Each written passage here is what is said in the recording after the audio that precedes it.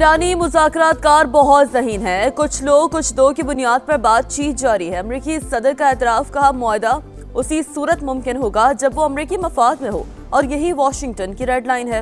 Tehran کے ساتھ ابھی معاہدہ نہیں ہوا۔ امریکی نائب صدر جے ڈی وینس کی بھی تصدیق، کہا معاہدے کے بہت قریب آ چکے۔ واضح کیا یہ کہنا مشکل ہے کہ ٹرمپ ایران کے ساتھ مفاہمت یادداشت پر کب دستخط کریں گے۔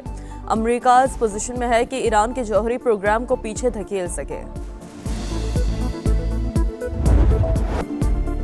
امریکہ اور ایران جنگ بندی میں 60 روز کی توسیع کے معاہدے پر متفق۔ امریکی میڈیا کا مذاکرات کاروں کے حوالے سے دعویٰ، وائٹ ہاؤس نے ڈیل پر اتفاق کی تصدیق کر دی۔ صدر ٹرمپ کو معاہدے کی تفصیلات پر بریفنگ۔ سی بی ایس کی رپورٹ، امریکی ویب سائٹ ایکزیوس کے مطابق صدر ٹرمپ کی حتمی منظوری باقی۔ ابتدائی معاہدے کے تحت 60 روز کے دوران جوہری مذاکرات ہوں گے۔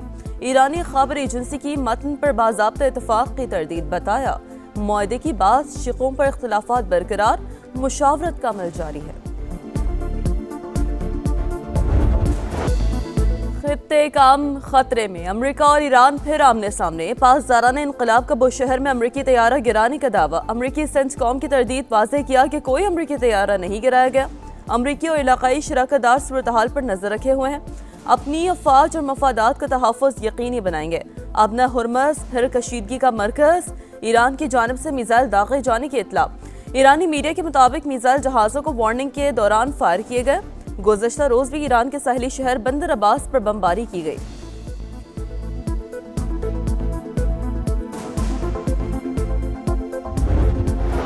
اپنا ہرمز پر کنٹرول اور یورینیم افزودگی ہماری ریڈ لائن، تہران اپنے موقف سے پیچھے نہیں ہٹے گا۔ سربراہ ایرانی پارلیمانی کمیٹی ابراہیم عزیزی نے واضح کر دیا۔ سپریم نیشنل سیکیورٹی کونسل کے ڈپٹی سیکریٹری علی باقری بولے، منجمد اثاثوں کی بحالی ایران کا قانونی حق ہے، تمام اثاثے غیر مشروط طور پر بحال کیے جائیں۔ امریکہ کی ایران پر نئی پابندیاں، تیل اور پیٹرو کیمیکل سیکٹر سے منسلک متعدد اداروں اور افراد پر پابندی، 2 ایئر لائنز بھی بلیک لسٹ میں شامل۔ امریکی حکام کے مطابق پابندیوں کا مقصد ایران کی تیل آمدنی کے ذرائع کو محدود کرنا اور عالمی منڈی میں غیر قانونی ترسیل کو روکنا ہے۔ ملک کی سلامتی کے تحفظ کے لیے ہر اقدام کا حق محفوظ رکھتے ہیں۔ ایرانی حملے پر کویت کا شدید رد عمل۔ وزارت خارجہ نے کہا، ایرانی حملہ شہریوں اور اہم تنصیبات کے لیے براہ راست خطرہ ہے۔ خلیجی ممالک اور تعاون کونسل کی جانب سے بھی شدید مذمت۔ عرب میڈیا کے مطابق سعودی عرب، قطر اور یو اے ای نے تہران کی کارروائی کو کھلی جارحیت قرار دے دیا۔ ایران کے بعد عمان، ٹرمپ کا نیا ٹارگٹ۔ ابنا ہرمز بین الاقوامی گزرگاہ، کوئی اسے کنٹرول نہیں کرے گا۔ عمان دیگر ممالک جیسا رویہ اپنائے ورنہ اسے تباہ کر دیں گے۔ امریکی صدر کی اپنے اتحادی کو دھمکی۔ امریکہ کی آبی گزرگاہ میں ٹیکس کے نفاذ کی حمایت کرنے والوں کو پابندی کی وارننگ، عمان کو خبردار کر دیا۔ وزیر خزانہ اسکاٹ بیسنٹ نے کہا، ٹیکس وصولی میں ملوث عناصر کو ہدف بنایا جائے گا۔ عمانی سفیر نے ٹول ٹیکس کے کسی بھی منصوبے کی تردید کی ہے۔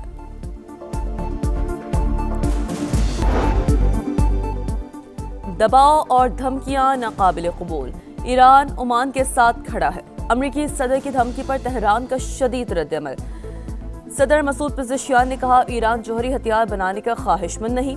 خطے میں عدم استحکام کی بنیادی وجہ اسرائیل ہے۔ ترجمان ایرانی دفتر خارجہ اسماعیل بقائی نے کہا، تمام ممالک کے خود مختاری کے احترام پر یقین ہے، امن و استحکام و بحری راستوں کی حفاظت کے لیے علاقائی ممالک سے رابطے میں ہیں، مفادات کا تحفظ ہر قیمت پر یقینی بنائیں گے۔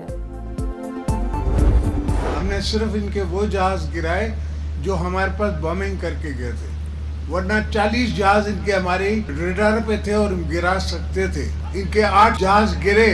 اسلام آباد میرے گھر پہ کوئی ڈرون نہیں چل رہا تھا، پر مودی کے گھر پہ ہم نے ڈرون چلائے۔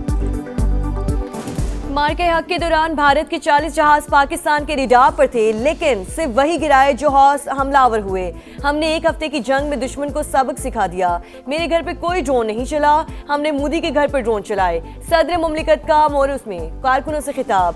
آصف علی زرداری نے کہا، ہم نے جتنے کام کیے 1973 کے آئین کے مطابق کیے، متحد ہو کر اسٹیبلشمنٹ کے ہاتھ مضبوط کریں گے، ملک کو بھی مستحکم بنائیں گے۔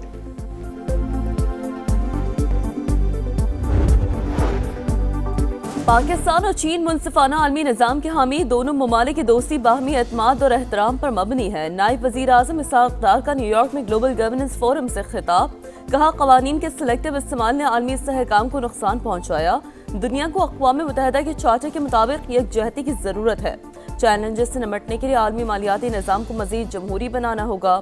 نائب وزیر اعظم سے چین اور ترکمانستان کے وزراء خارجہ کی الگ الگ ملاقات، باہمی دلچسپی کے امور اور خطے کی صورتحال پر تبادلہ خیال۔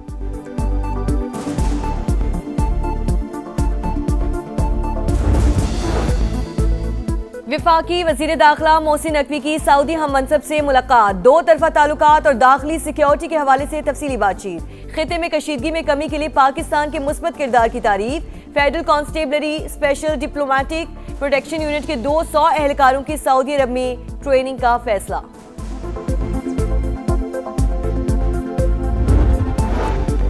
وزیر اعلیٰ پنجاب کے گلے کی کامیاب سرجری، شریف میڈیکل سٹی اسپتال سے گھر منتقل، مریم نواز کو گلے میں شدید تکلیف تھی، اسپتال سے ہی صوبے میں سیکیورٹی اور صفائی آپریشن کی براہ راست نگرانی کی، سینئر صوبائی وزیر مریم اورنگزیب کا بیان۔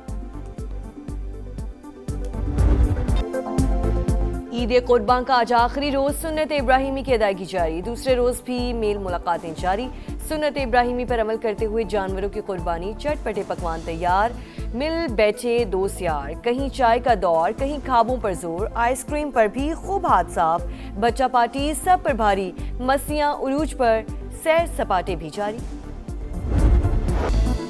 پنجاب میں آپریشن کلین اپ کا دوسرا روز، لاہور میں قائم مرکزی کنٹرول روم کے ذریعے 24 گھنٹے مانیٹرنگ، کارکردگی رپورٹ وزیر اعلیٰ کو پیش کر دی گئی، آلائشیں فوری ٹھکانے لگانے کا کام جاری، گلی محلوں سڑکوں کی صرف اور فینائل سے دھلائی، عرق گلاب اور چونے کا چھڑکاؤ، شہریوں کا صفائی کے بہترین انتظامات پر مریم نواز کو خراج تحسین۔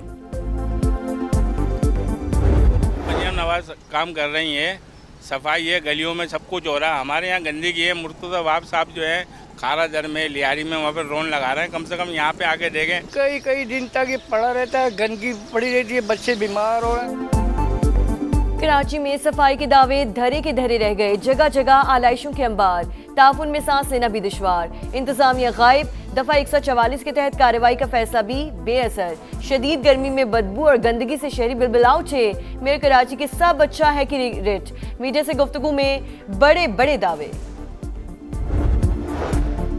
کراچی میں عید کے دوسرے روز 3 حادثات، 6 افراد جان سے گئے، کورنگی نمبر 5 مین روڈ پر بائک سلپ ہو کر فٹ پاتھ سے جا ٹکرائی، 2 نوجوان دم توڑ گئے، بلدیہ نمبر 3 کے قریب ٹینکر کی ٹکر سے 2 اموات، پورٹ قاسم عبداللہ گوچ کے قریب گاڑیوں میں تصادم بھی 2 جانیں لے گیا۔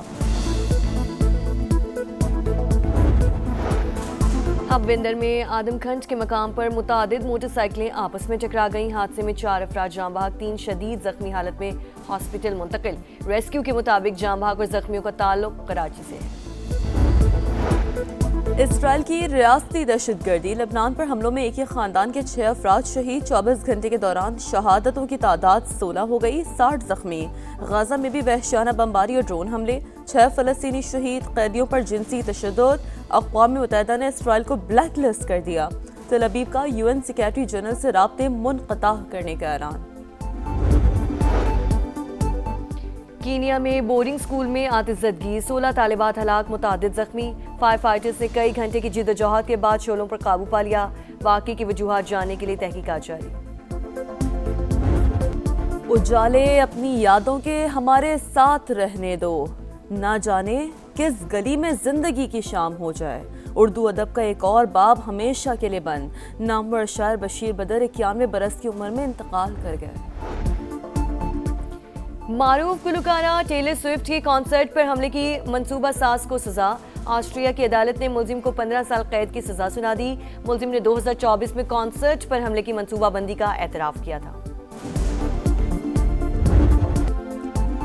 اور پاکستان اور آسٹریلیا کا پہلا ٹاکرا کل ہوگا، گرین شرٹس عید کے بعد آج پریکٹس کریں گے، روہیل نذیر یا غازی غوری میں سے ایک کی شمولیت یقینی، کینگروز نے ان فٹ کپتان مچل مارش کی جگہ کوپر کنولی کو ٹیم میں شامل کر لیا۔